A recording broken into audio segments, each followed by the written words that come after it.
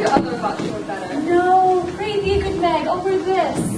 On my troth, it's not so good, and I want your cousin will say so. My cousins are fool, and thou art another. Over none but this.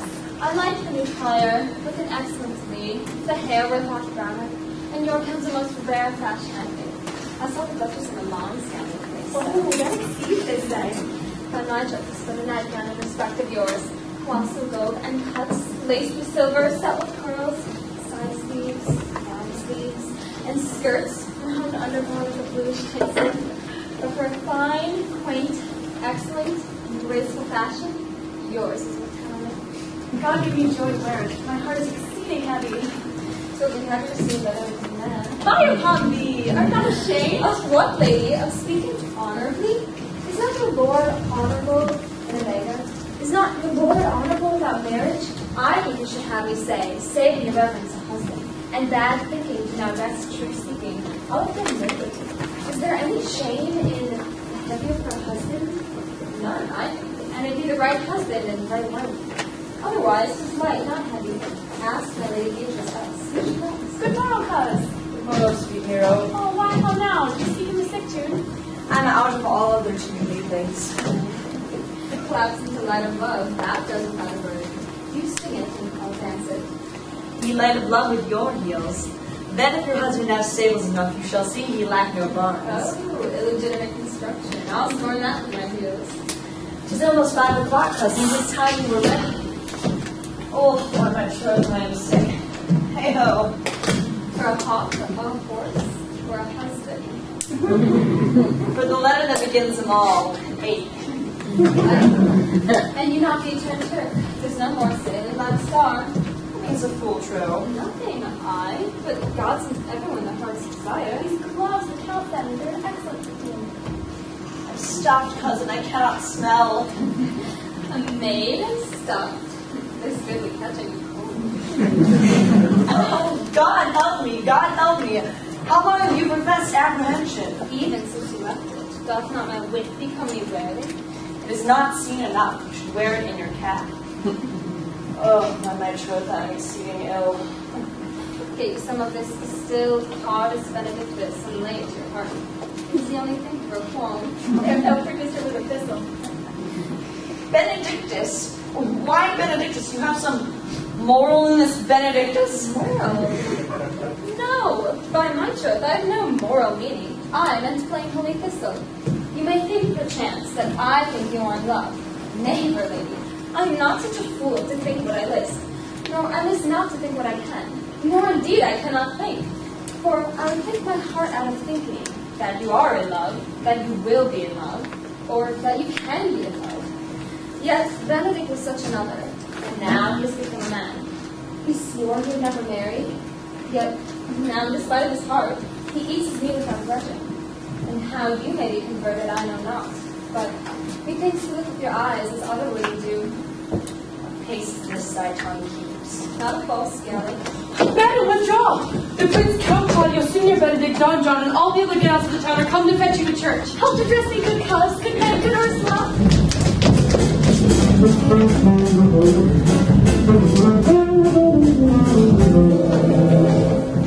What would you with me, honest neighbor? Very sir, I would have some confidence with you that discerns you nearly. Brief, I pray you, for you see it is a busy time with me. Marry, this it is, sir. Yes, the truth it is, sir. What is it, my good friends? Good man, Burgess, sir, speaks little off the matter. An old man, sir, whose wits are not as blunt as, God help, I would desire they were. But in spade, honest as the skin between his brows. Yes, I thank God I am as honest as any man living, and as an old man, no honester than I. Comparisons are odious. Palavers, neighbor Burgess. Neighbors, you are tedious. It pleases your worship to say so, but we are the poor duke's officers. But truly, for mine own part, if I were as tedious as a king, I could find it in my heart to bestow all of your worship. Oh, thy tediousness on me, huh? Yea, and 2,000 pound more than 'tis, for I have put as good explanation on your worship as any man in this city. And though I be but a poor man, I am glad to hear it. And so am I. Fain know what you have to say. Very, sir, I watched tonight, accepting your worship's presence, hot to him a couple of as errant knaves as any who's seen them. A good old man, sir, he will be talking. As they say, when the age is in, the witch is out. God help us, it is a world to see. Well said in faith in every Burgess. God's a good man, and 2 men ride of a horse, 1 must ride behind. And not a soul in faith, by my troth he is as ever broke bread. But God is to be worshipped, and all men are not alike. Alas, neighbor. Indeed, neighbor, he comes too short of you. Gifts that God gives. I must leave you. 1 word, sir. I watch, sir, have indeed comprehended 2 auspicious persons, and what happened this morning examined before your worship. Take their examination yourself, and leave me. I am now in great haste, as it may appear unto you. It shall be so. Drink some wine ere you go. Fare you well. My lord, they say for you to give your daughter to her husband. I await them. I am the British. Go, good partner, go! Get you to Francis Seacole. Bid him bring his pen and inkhorn to the jail. We are now to examination these men. You must be wise. We will spare from no wit, I warrant you. Here's that shall drive some of them to an outcome. Only get the learned writer to set down her excommunication and meet me at the jail. Come, Friar Francis, be brief. Only to the plain form of marriage, and you shall recount the particular duties afterward.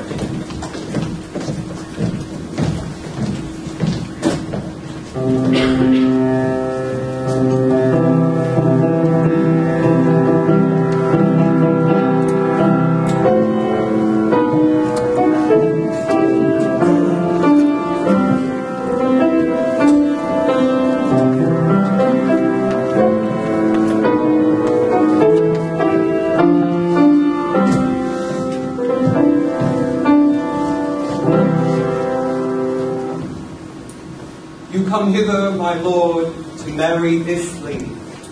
No. To be married to her, friar. You come to marry her. Lady, you come hither to be married to this count. I do. If either of you know any inward impediment why you should not be conjoined, charge you on your souls to utter it. Know you any hero? None, my lord. Know you any count? I dare make his answer. None. Or what men dare do? What men may do? What men daily do, not knowing what they do? Oh, now, interjections. Why, then some be of laughing as... Stand thee by, friar. Father, by your leave, will you with free and unconstrained soul give me this maid your daughter? As freely, son, as God to give her me. And what have I to give you back whose worth may counterpoise this rich and precious gift? Nothing, unless you render her again. Sweet prince, you learn me noble thankfulness. There, Leonato, take her back again. Give not this rotten orange to your friend. She's but the sign and semblance of her honor. Behold how like a maid she blushes here. But what authority and show of truth can cunning sin cover herself withal? Comes not that blood as modest evidence to witness simple virtue? Would you not swear, all you that see her, that you were made by these exterior shows? But she is none. She knows the heat of a luxurious bed. Her blush is guiltiness, not modesty. What do you mean, my lord? Not to be married. Not to knit my soul to an approved wanted. Dear my lord, if you have in your own proof vanquished the resistance of her youth and made defeat of her virginity... I know what you would say. If I had known her, you will say she did embrace me as a husband, and so extenuate the forehand sin. No, Leonato, I never tempted her with word too large, but as a brother to his sister showed bashful sincerity and comely love. And seemed I ever otherwise to you? Out on me seeming! I will write against it. You seem to me as Diane in her orb, as chaste as is the butter it be blown. But you're more intemperate in your blood than Venus, or those pampered animals that rage in savage sensuality. Is my lord well that not speak so wise? Sweet prince, why speak not you? What should I speak? I stand here dishonored, that have gone about to link my friend to such a common stale. Are these things spoken, or do I but dream? Sir, they are spoken, and these things are true. This looks not like a nuptial. You? Oh, God! Leonato, stand I here?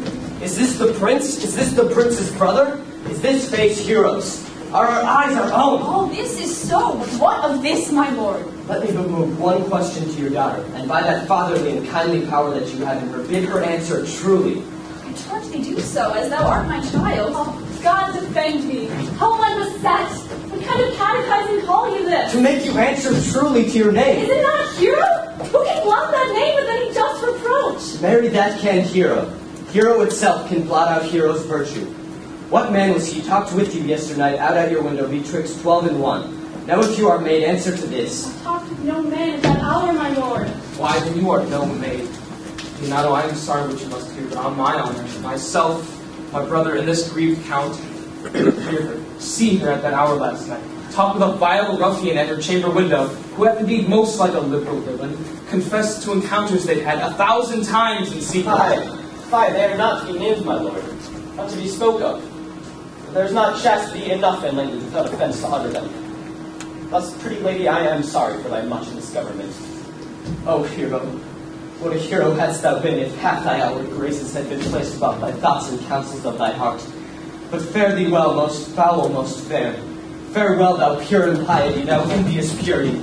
For thee I'll lock up all the gates of love, and on my eyelids shall conjecture hang to turn all beauty into thoughts of harm, and never shall it be more gracious.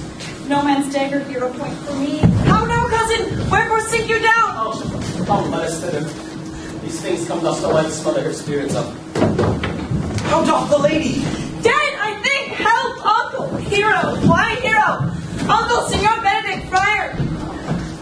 Fate, take not away thy heavy hand. Death is the fairest cover for her shame that can be wished for. How now, cousin? Have comfort, lady. Dost thou look up? Yea, wherefore should she not? Wherefore? Why, doth not every earthly thing cry shame upon her? Could she here deny the story that is printed in her blood? Do not live, hero. Do not open thine eyes. Or did I think thou wouldst not quickly die?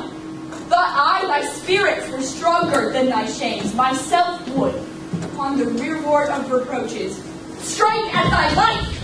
Grieved I had but one. And as for that frugal nature's frame, one too much by me. Why had I won? Why ever wast thou lovely in my eyes? Why had I not with charitable hand took up a beggar's issue at my gate, who smirched thus and mired with infamy? I might have said, no part of it is mine. This shame derives itself from unknown loins. But mine, and mine I loved, and mine I praised, and mine that I was proud on. When so much that I myself was to myself not mine valuing of her. Why she is falling into a pit of ink that the wide sea hath drops too few to wash her clean again, and salt too little that may season give to her foul, tainted flesh. Sir, be patient. For my part, I am so tired and wonder, I know not what to say. Oh, on my soul, my cousin is belied. Lady, were you her bedfellow last night? No, truly not. Although until last night I have this 12-month been her bedfellow. Confirmed, that is stronger maid which was before barred up with ribs of iron. Would the two princes lie, and Claudio lie who loved her so that speaking of her foulness washed it with tears? Hence from her, let her die. Hear me a little. For I have only been silent so long, and given way unto this course of fortune by noting of the lady. I have mocked 1,000 blushing apparitions to start unto her face, 1,000 innocent shames and angel whiteness lead away those blushes, and in her eye there hath appeared a fire to burn the errors that these princes hold against her maiden truth. Call me a fool. 'Twas not my reading nor my observations, my reverence calling nor divinity, if this sweet lady lie not guiltless here under some biting error. Fire, it cannot be. Sees the only grace that she hath left is that she will not add to her damnation a sin of perjury. She not denies it. Why seekst thou then to cover with excuse that which appears improper nakedness? Lady, what man is he you are accused of? They know that to accuse me. I know none. If I know more of any man alive than that which maiden modesty doth warrant, let all my sins lack mercy. O my father, prove you that any man with me conversed at hours unmeet, or that I yesternight maintained the change of words with any creature, refuse me, hate me, torture me to death. There is some strange misprision of the princes. Two of them have the very bent of honor, and if their wisdoms be misled in this, the practice of it lies in John the Bastard, whose spirits toil in frame of villains. I know not. If they speak but truth of her, these hands shall tear her. If they wrong her honor, the proudest of them will yet hear of it. Time hath not yet so dried this blood of mine, nor age so eat up my invention, nor fortune made such havoc of my means, nor my bad life wrecked me so much of friends. But they shall find, awaiting such a kind, both strength of limb and policy of mine, ability in means and choice of friends, to quit me of them thirdly. Pause a while, and let my counsel sway its gates. Your daughter here, the prince is left for dead. Let her while be secretly kept in, and publish that she is dead indeed. Maintain the mourning ostentation, and on your family's old monument, hang mournful epitaphs and dual rites that appertain unto a burial. Shall because of this, what will this do? Merit. This well carried shall on her behalf change slander to remorse. That is some good. But not for that dream I on this strange course, but on this travail look for greater work. She dying, as it must so be maintained, upon the instant she was accused, shall be lamented, pitied, and excused of every hero. For it so falls out that what we have, we cherish not the worth while we have it, but being laxed and lost, why then we wrap the value, then we find the virtue, and our possession would not show us was it was all. So it will fare with Claudio. When he shall hear she died upon his words, the idea of her life shall sweetly creep into his study of imagination, and every lovely organ of her life shall come apparelled in more precious habit, more moving delicate, and full of life into the eye and prospect of his soul than when she lived. Then shall he mourn, if ever love had interest in his liver, and wish he had not so accused her, no, though he thought his accusation true. Let this be so. And doubt not, but success will fashion the events in better shape than I can lay down in likelihood. But if only let this be lovely false, the supposition of the lady's death shall quench the wonder of her infamy, and if it sword not well, you may conceal her, as best befits her wounded reputation, in some reclusive and religious life, out of all eyes, tongues, minds, and injuries. Signor Leonato, let the friar advise you. And though you know my inwardness and love is very much unto the prince and Claudio, yet by my honor, I will deal in this as secretly and honorably as your soul should with your body. Being that I flow in grief, smallest twine may lead me. 'Tis well consented, presently away. For to strange sores, strangely they strain withdraw. Come, lady, die, live. This wedding day, perhaps, is but prolonged. Have patience and endure.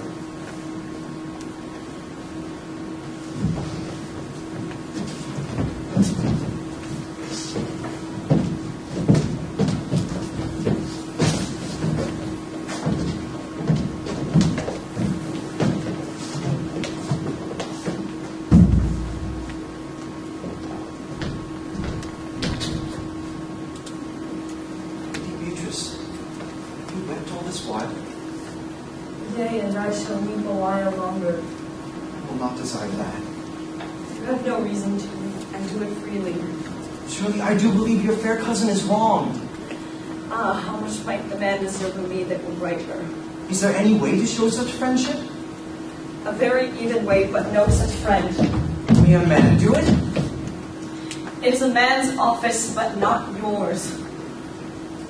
You love everything in the world so well as you. It's not that strange. The strange is the thing I know not. It were it possible for me to say, I love nothing so well as you, but believe me not, and yet I lie not. I confess nothing, nor I deny nothing. I'm sorry for my cousin. By my sword, Beatrice, thou lovest me. Swear and eat it. I will swear by it that you love me, and I will make him eat it that says I love not you. Will he not eat your word? With no sauce that can be devised to it. I protest. I love thee. Why, God forgive me. What offense, sweet Beatrice? saved me in a happy hour. I was about to protest. I loved you. Do it with all thy heart. I love you with so much of my heart that love is not a protest.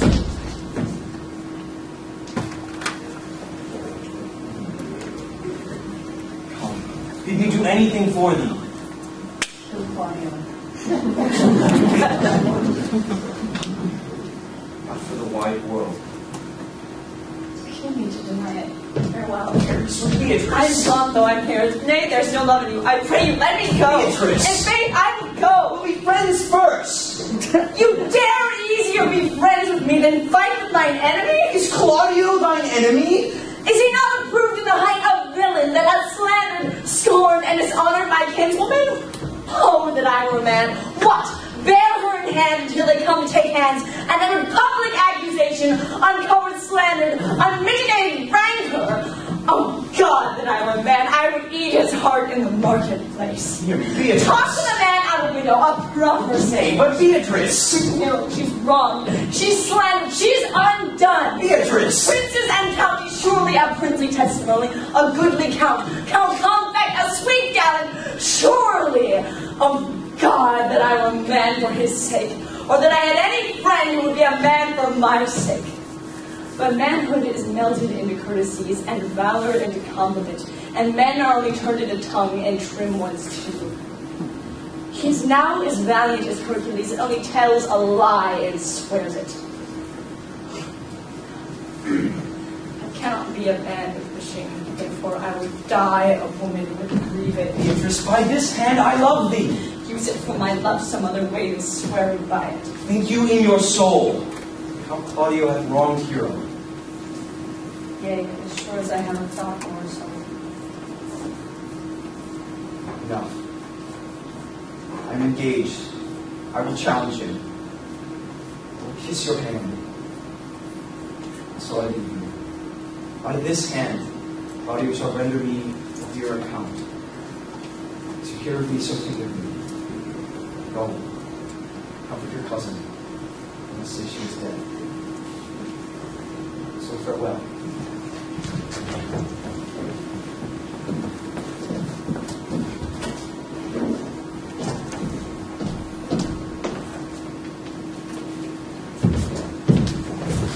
Is our whole assembly appeared?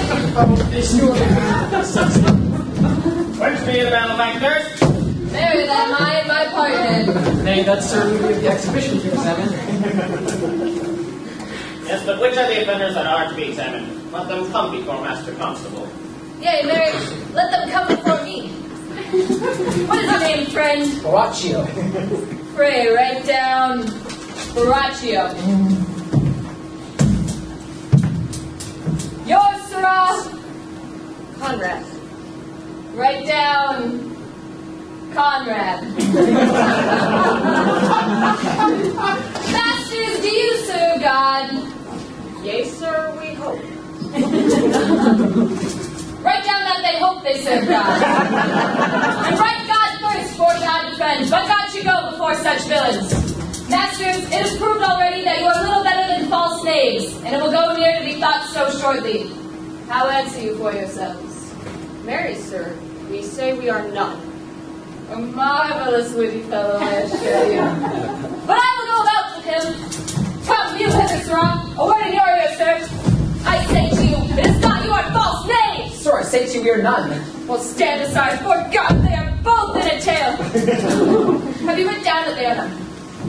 Master Constable, you go not the way to examine. You must call forth the watch that are their accusers. Yea, there, that's the eftest way. Let the watch come forth. Masters, I charge you in the prince's name. Accuse these men. That man said that Don John, the prince's brother, was a villain. What heard you him say else, fellow? Mary, that he received 1,000 ducats of Don John for accusing the lady Hero wrongfully. But burglary as ever was committed. Yea, by mass, that it is. What else? And he did mean for Count Claudio to disgrace the Hero for her whole congregation and not marry her. Oh, villain, thou wilt be condemned into everlasting redemption for this.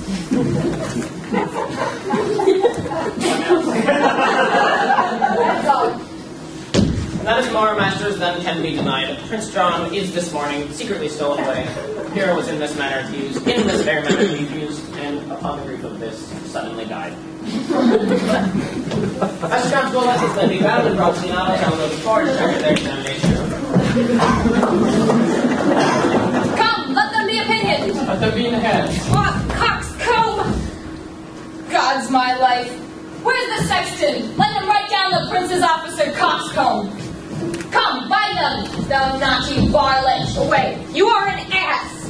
You are an ass. Dost thou not suspect my place? Dost thou not suspect my ears? Oh, that you are here to write me down an ass! But remember that I am an ass. And though it be not written down yet, forget not that I am an ass. No, thou villain, thou art full of piety, and shall be proved upon thee by good witness. I am a wise fellow, and which is more an officer, and which is more a householder, and which is more a pretty piece of flesh as any is in Messina. One that knows the law go to, and a rich fellow enough go to, and a fellow who hath had losses, and one that hath 2 gowns and everything handsome about him. Bring him away! Oh, that I have been writ down an ass!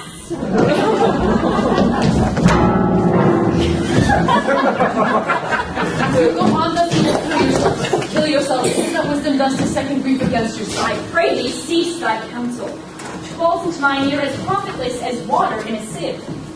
Nay, give me not counsel, nor let no comforter delight mine ear, but such a one whose wrongs do suit with mine. Bring me a father who so loved his daughter, whose joy of her is overwhelmed like mine, and bid him speak of patience. Measure his woe the length and breadth of mine, and let it answer every strain for strain, as thus for thus, and such a grief for such, in every lineament, branch, shape, and form. Such a one will smile and stroke his beard, bid sorrow wag, cry him when he should groan, catch grief with proverbs, make his fortune drunk with candle wasters. Bring him yet to me, and I of him will gather patience. But there is no such man, for sister, men can counsel and speak comfort to that grief which they themselves not feel, but tasting it, their counsel turns to passion, which before would give perceptual medicine to rage, fetter strong madness in a silken thread, charm ache with air and agony with words. No, 'tis all men's office to preach patience to those who ring under the load of sorrow, but no man's virtue nor sufficiency to be so moral when he shall endure the like himself. Therefore give me no counsel, my grief cries louder than advertisement. There you men from children nothing different. I pray thee, peace, I will be flesh and blood, for there was never yet philosopher who could endure the toothache patiently. However, they have ripped the style of gods and made a push at chance with sufferance. Yet bend not all the harm upon yourself, make those that do offend you suffer too. And thou speakest reason, and I will do so. My soul doth tell thee hero is the lie, and this shall Claudio know. So shall the prince and all of them that thus dishonor her. Here come the prince and Claudio hastily. Good day, lord. Here you, my lords. We have some haste, Leonato. Some haste, my lords. Well, fare you well, my lords. Are you so hasty now? Well, all is one. Nay, do not quarrel with us, good old man. If he could right himself by quarreling, some of us would not. Who wrongs him? Mary, thou dost wrong me, thou dissembler, thou. Nay, never lay thy hand upon thy sword. I fear thee not. Mary, beshrew my hand if it should give your ancients cause of fear. In faith, my hand meant nothing to my sword. Tush, then, never fleer and jest at me. I speak not as a dotard nor a fool, as under privilege of age to brag what I have done being young, nor what I would do were I not old. No, Claudio, to thine head, thou hast so wronged mine innocent child and me, that I am forced to lay my reverence by, and with grey hair and whose of many days do challenge thee to trial of a man. I say thou hast belied my innocent child. Thy slander has gone through and through her heart, and she lies buried with her ancestors, who in a tomb where never scandal slept, save this of hers, framed by thy villainy. My villainy? Thine, Claudio, thine, I say. You say not right, old man. My lord, I'll prove it on his body if he dare, despite his nice medicine active practice, his May of youth and bloom of lustihood. Oh, wait, I will not have to do it. Canst thou so daft me? Thou hast killed my child. If thou killest me, boy, thou wilt have killed a man. He shall kill two of us, and men indeed. But it's no matter.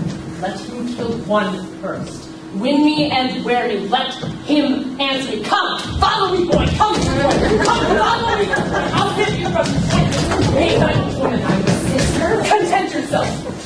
God knows I love my niece, and she is dead, slandered to death by those that dare as well answer men indeed, as I dare take a serpent by the tongue. Boys, apes, braggarts, jacks, milksops. Sister Ursula, hold your content. What man, I know them yea, and what they weigh, even to the utmost scruple, scrambling, outpacing, fashion among you boys, that lie and prog and flout and brave and slander, go antically, show outward hideousness, and speak of half a dozen dangers where they might hurt their enemies if they heard that. That is all. Sister Ursula, come, 'tis your man, do not your men, let me do this. Gentlemen both, we will not wake your patience. My heart is sorry for your daughter's death, but on my honor, she was charged with nothing but what was true and very full of proof. My lord. I will not hear you. No? Come, sister, away. I will be hurt and shall, though some of us will smart for it. See, here's the man you like to see. Now, Signor, what news? Good day, my lord. Welcome, Signor. You're almost come to parts, almost afraid. We had like to have had our two noses snapped off with two old men without teeth. Leonato and his sister. What dost thou think had we fought? I doubt we should have been too young for it. In a false quarrel, there is no true valor. I came to seek you both. We have been up and down to seek thee, for we are highly melancholy, and would fain have it beaten away. Wilt thou use thy wit? It is in my scabbard. Shall I draw it? Dost thou wear thy wit by thy side? Never any did so, though very many have been beside their wit. I will bid thee draw, as we do the minstrels' Johnson. As I'm an honest man, who looks pale. Art thou sick or angry?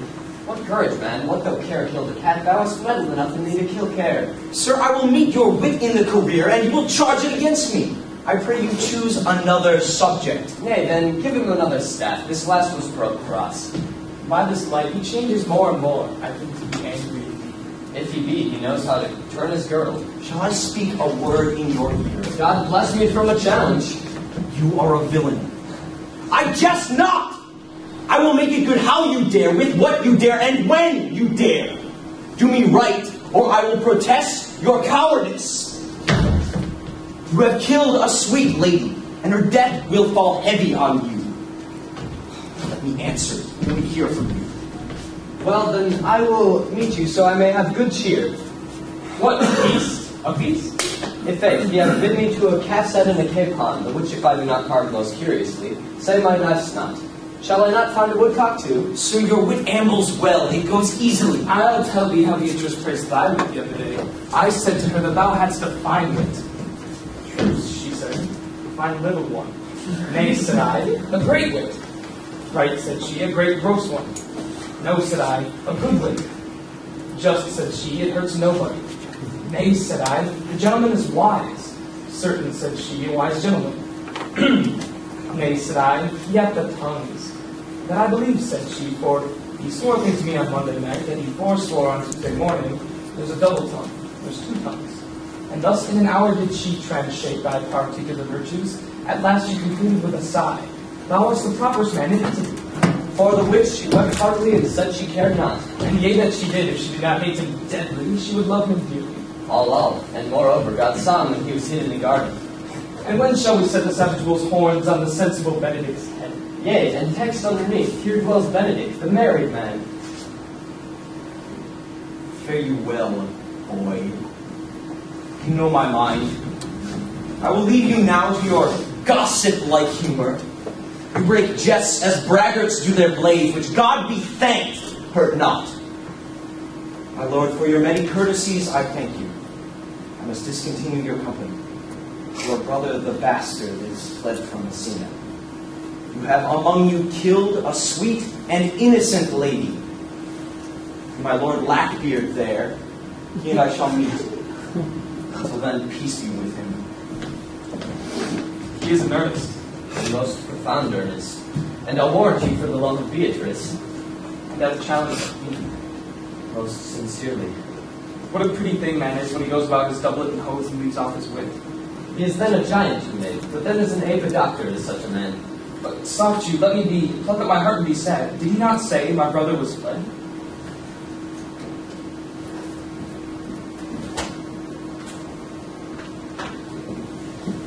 Come you, sir, if justice cannot tame you, she shall never weigh more reasons in her balance. Nay, you be a cursing hypocrite once, you must be looked to. How now? Two of my brothers men bound, Borachio one. Hearken after their offense, my lord. Officers, what offense have these men done? Very, sir, they have committed false report. Moreover, they have spoken untruths. Secondarily, they are slanders. Sixth and lastly, they have belied a lady. Thirdly, they have verified unjust things. And to conclude, they are lying knaves. Firstly, I ask thee, what's their offense? Thirdly, I ask thee, what have they done? Sixth and lastly, why are they committed? And to conclude, what relate to their charge? Rightly reasoned, and in his own division, and by my troth, there's one meaning well suited. Who have you offended, masters, that you are thus bound to your answer? This learned constable is too cunning to be understood. What's your offense? Sweet prince, let me go no farther to mine answer. Do you hear me, and let this count kill me? I have deceived even your very eyes. But your wisdoms cannot discover these shallow fools have brought to light, who in the night overheard me confessing to this woman. Don John, your brother, incensed me to slander the lady hero. How you disgraced her when you should marry her. My villainy they have upon record, which I had rather seal with my death than repeat over to my shame. The lady is dead upon mine and my master's false accusation. Briefly, I desire nothing but the reward of a villain. Runs not the speech like iron through your blood? I have drunk poison whilst he uttered it. Did my brother set thee upon this? Yea, and pay me richly for the practice of it. He's composed his friend of treachery, and fled is he upon this villainy. Sweet hero, now thy image doth appear in the rare semblance that I loved it first. Come, bring away the plaintiffs. By this time our sexton hath reformed Signor Leonato of the matter. And masters, do not forget to specify when time and place shall serve that I am an ass. Here shall the master Signor Leonato and the sexton too. Which villain? Let me see his eyes, that when I note another man like him, I may avoid him. Which of these is he? You would know your wrong or look on me. Art thou the slave that with thy breath has killed my innocent child? Yea, and I alone. No, not so. Thou liest thyself. Here stand a pair of honorable men. A third is fled that had a hand in it. I thank you, princes, for my daughter's death. Record it with your high and worthy deeds. 'Twas bravely done, if you bethink you of it. I know not how to pray your patience, yet I must speak. Impose me to what penance your invention to lay upon my sin, yet sinned I not that I did stay. By my soul nor I, and yet to satisfy this good old man, I would bend under any constraint and to be enjoyed with you. I cannot bid you bid my daughter live, that were impossible. I pray you both, possess unto the people of Messina here how innocent she died. And if your love can labor aught in sad invention, hang her an epitaph upon her tomb and sing it to her bones. Sing it tonight, and tomorrow morning come you to my house, and since you could not be my son-in-law, yet be my nephew. My sister hath a child, a copy of my daughter that's dead, and she alone is heir to both of us. Give her the right you should have given her cousin, and so dies my revenge. Oh, noble sir, your overkindness doth bring tears from me. I know not how to pray your patience. I do embrace your offer and dispose for henceforth of poor Claudio. Tomorrow, then, I will expect your coming. Tonight, take my leave. This naughty man shall face to face be brought with Margaret, whom I believe was packed in all this wrong, hired to it by your brother. No! On my soul, she was not. I don't know what she did when she spoke to me, but always hath been just and virtuous in anything that I do know by her. Moreover, sir, which indeed is not under white and black, this plaintiff here, the offender, did call thee an ass. Let it be remembered in his punishment. And also, the watch heard them talk of a deformed. They say he wears a key in his ear and a lock hanging by it, and that he borrows money in God's name, the which he had to use for so long and never returned, that now men grow hard-hearted and will let nothing for God's sake. Pray you, accuse him upon that point. I thank thee for thy care and honest pains. Your worship speaks like a most thankful and reverend youth. I praise God for you. There's for thy pains. God save the foundation. Go. Discharge me. I leave an errand knave with your worship, which I beseech your worship to correct upon yourselves for the example of others. God keep your worship. I wish your worship well. God restore you to good health. I humbly give you leave to depart. And if a merry meeting may be wished, God prohibit it. Come, neighbor. So tomorrow morning, lords. Farewell. Farewell, my lord. We'll see you tomorrow. We will not fail. Tonight I'll mourn with Pedro. Bring you these fellows on. Talk with Margaret how her acquaintance grew with this little fellow.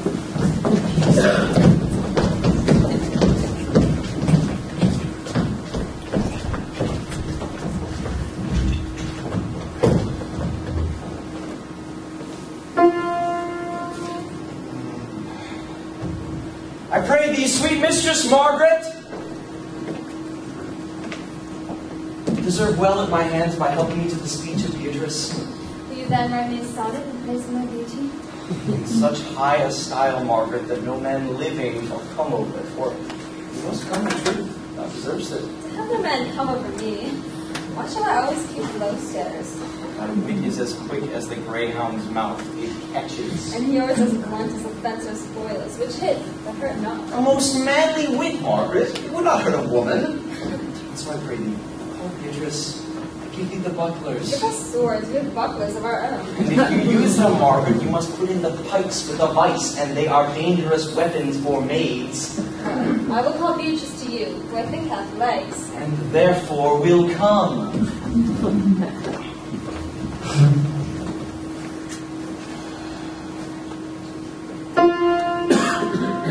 The God of love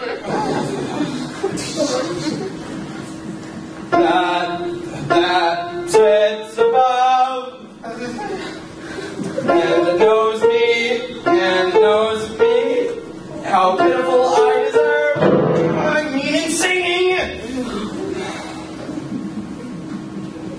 But in loving, Leon, the good swimmer, Troilus, the first employer of panders, and a whole bookful of those quantum carpet mockers whose names yet run smoothly in the even road of a blank verse. Why, they were never so truly turned over and over as my poor self in love. Mary, I cannot show it in rhyme. I've tried. I can find no rhyme for lady, but baby? Innocent line. For scorn.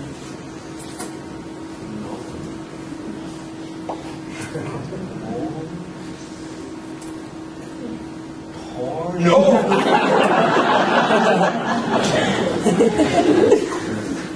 Porn? A hard rhyme. For school. Fool? Babbling rhyme, very ominous endings. No, I was not born under a rhyming planet, nor I cannot woo in festival terms. Beatrice! Didst thou come when I called thee? Yea, Signor, depart when you bid me. Oh, save it till then. Then is spoken. Fare you well now. Yet, ere I go, let me go for which that I came, knowing what hath passed between you and Claudio. Only foul words. And thereupon I will kiss thee. Foul words are but foul wind, and foul wind is but foul breath, and foul breath is noisome. Therefore I shall depart unkiss. Thou hast frighted the word out of its right sense, so forcible is thy word. I must tell thee plainly, Claudio undergoes my challenge. Either I must shortly hear from him, or I will subscribe him a coward. And I pray thee now, tell me for which of my bad parts didst thou first fall in love with me? For all of them together which maintain so politic a state of evil, that they will not admit any good part to intermingle with them. I pray you, for which of my good parts did you first suffer love for me? Suffer love, a good epithet. I do suffer love indeed, for I love thee against my will. In spite of your heart, I think. Alas, poor heart, if you spite it for my sake, I will spite it for yours, for I will never love that which my friend hates. Thou and I are too wise to woo peaceably. It appears not in this confession. There's not one wise man among 20 that will praise himself. An old instance, Beatrice, that lived in the time of good neighbors. If a man does not erect his own tomb in this age and he dies, he shall live no longer in monument than the bell rings or the widow weeps. How long does that take you? By an hour in clamor and a quarter in room. Therefore it is most expedient for the wise if Don Worm, his conscience, find no impediment to the contrary, to be the trumpet of his own virtues, as I am to myself. So much for praising myself. I myself will bear witness he is praiseworthy. Now, pray to tell me, how doth your cousin? Very ill. And how do you? Very ill, too. Serve God, love me, and men. There, I will leave you.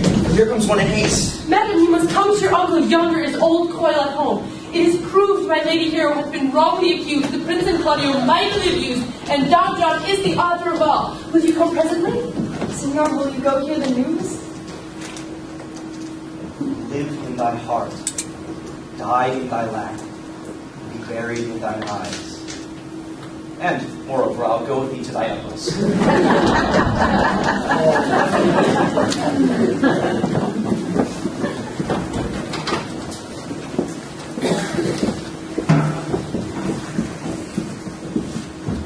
Is this the monument of Leonato? It is, my lord.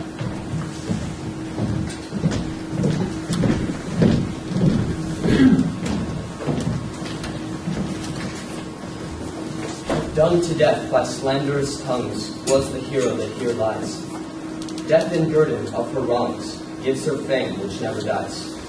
So the life that died with shame lives in death with glorious fame. Hang thou there upon the tomb, praising her when I am done. Now music sound, and sing your solemn hymn.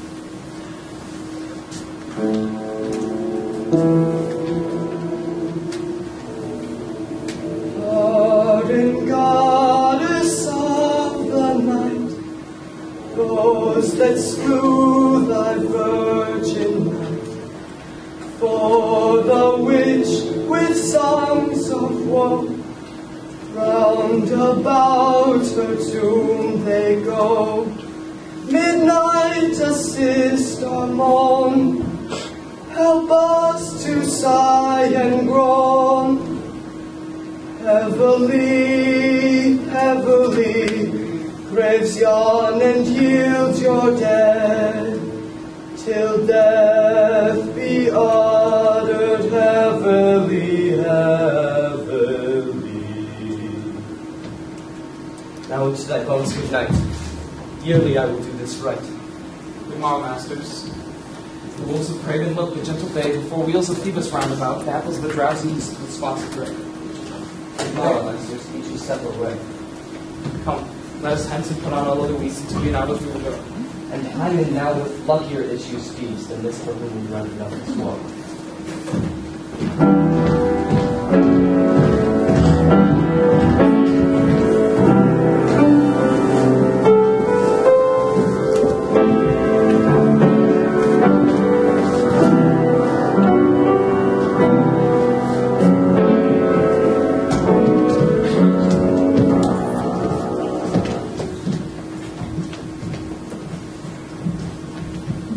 Did I not tell you she was innocent?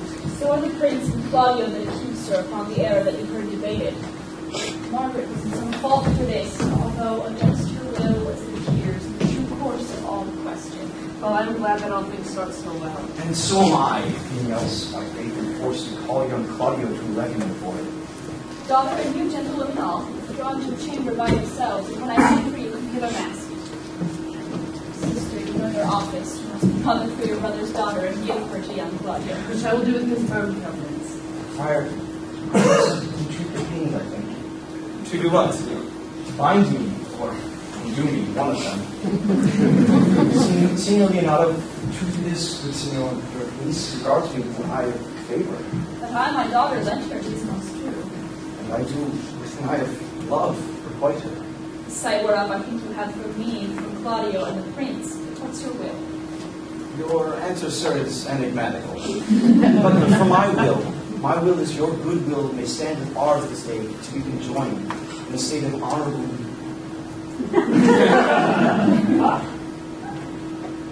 marriage, in which, good friar, I will desire your help. My heart is with your liking. And my help. Yes! Here come the Prince and Claudio. Good morrow to this very second. Good morrow, Prince. Good morrow, Claudio. To attend you. You determined yet today to marry with my sister's daughter? I'll hold my mind. Call her forth, sister. Here's the friar, ready. Good morrow, Benedict. Why, what's the matter that thou hast such a February face, so full of storm and frost and thunder? I think he thinks upon the savage bull. Hush, fear not, man, we'll tip thy horns with gold. And all Europa shall rejoice at thee, as once Europa did at lusty Jove, when he played a noble beast in love. Bull Jove, sir, had an amiable love, and some such strange bull left your father's cow in that same noble feat. Much like to you, for you have just his bleat. For this I owe you. Here comes other reckonings. Which is the lady I must seize upon? The same as she that you love. Why then she's mine. Sweet, let me see her face. No, that you shall not. Take her hand before this holy friar and swear to marry her. Give me your hand before this holy friar. I am your husband if you like me. And when I lived, I was your other wife.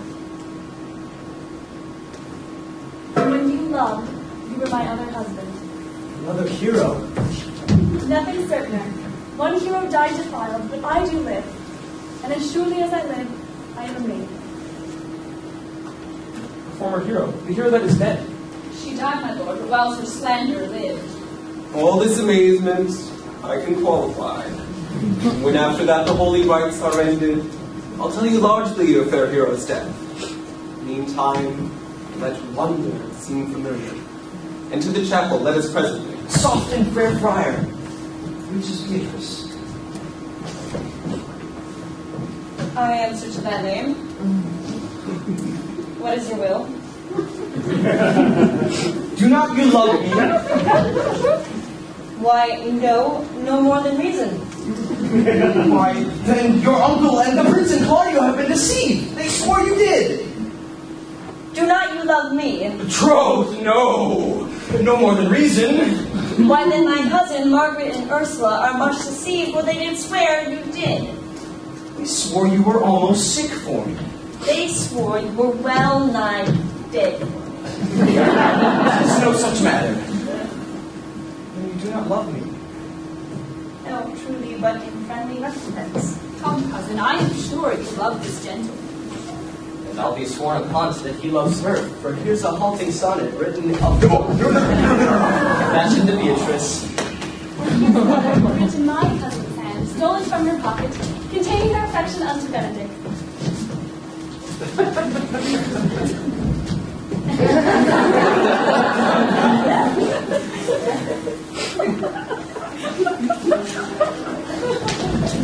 A miracle! 'Tis our own hands against our hearts. Come, I will have thee. By this light I take thee for pity. I would not deny you, but by this good day I yield upon great persuasion, and partly to save your life, for I was told you were in a consumption. Peace. I will stop your mouth.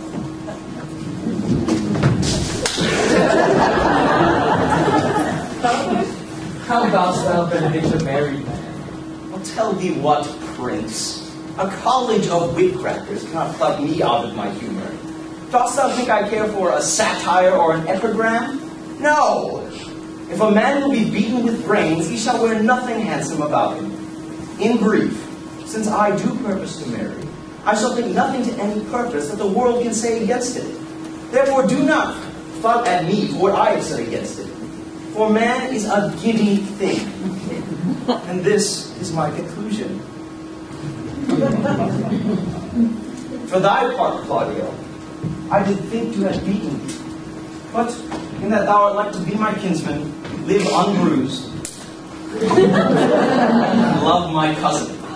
I had well hoped thou wouldst have denied Beatrice, that I might have cudgelled thee out of thy single life, to make thee a double dealer, which out of question thou wilt be if my cousin had not looked exceedingly narrowly.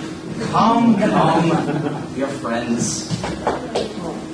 Let's have a dance ere we are married, that we may lighten our own hearts and our wives' heels. We'll have dancing afterward. First of my word, therefore play music.